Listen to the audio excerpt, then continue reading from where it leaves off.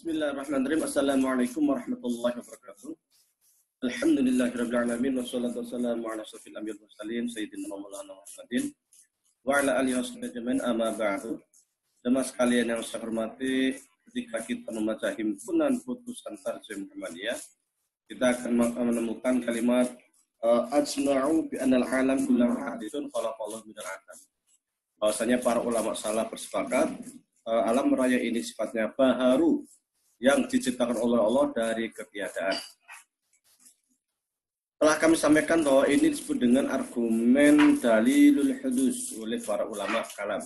Dalilul hudus artinya bahwasanya mereka menggunakan alam fisik untuk membuktikan mengenai alam metafisik atau membuktikan keberadaan Allah Subhanahu wa taala.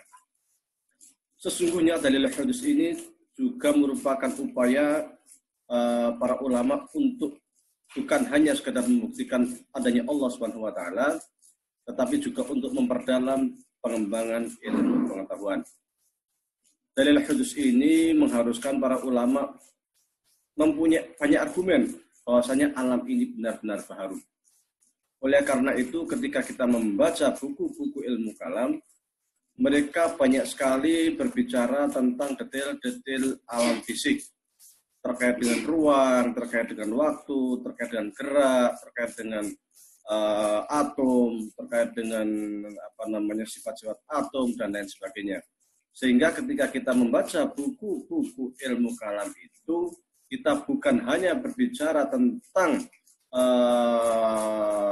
logika tentang Tuhan atau kita berbicara tentang perdebatan antar para ulama, tetapi juga mereka memperdalam alam fisik. Sehingga sesungguhnya ketika kita belajar ilmu kalam itu seakan-akan kita harus belajar ilmu kosmologi, seakan-akan kita juga harus belajar ilmu biologi, seakan-akan kita juga harus belajar fisika, kimia, dan lain sebagainya. Kitab seperti Al-Ibqar fi Usuluddin karya Imam Al-Miti, di situ banyak sekali disebutkan tentang teori-teori atom. Di dalam kitab Syarhul Maqasid, itu Imam Ijzi bahkan mencantumkan berbagai perkembangan ilmu pengetahuan paling modern di zamannya. Astronomika, biologika, kimia, fisikakah, bahkan ilmu-ilmu terkait geografi pun dimasukkan di dalamnya.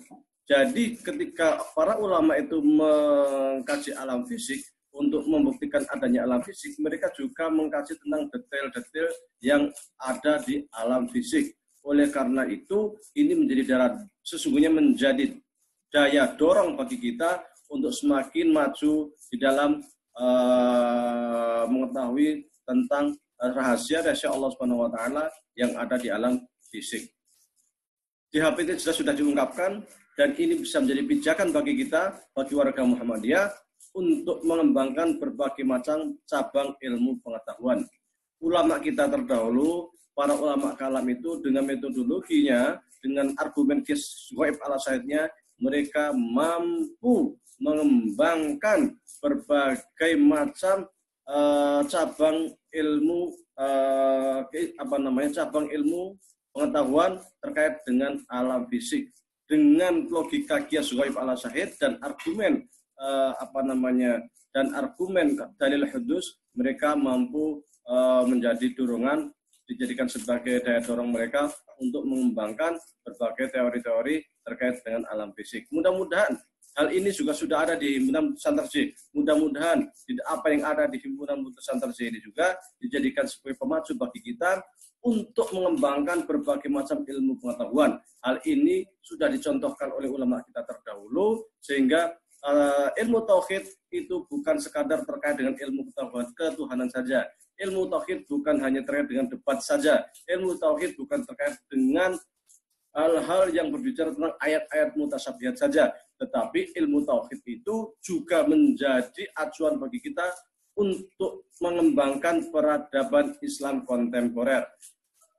Jadi sesungguhnya mereka yang mengatakan bahwa belajar ilmu kalam itu hanya sekedar belajar debat, saya yakin mereka itu belum membuka ilmu kalam, belum membuka kitab-kitab ilmu kalam. Karena ketika mereka membuka ilmu-ilmu kalam, mereka akan terkejut betapa di sana juga dibicarakan terkait dengan ilmu-ilmu kedokteran, astronomi, fisika, dan sebagainya.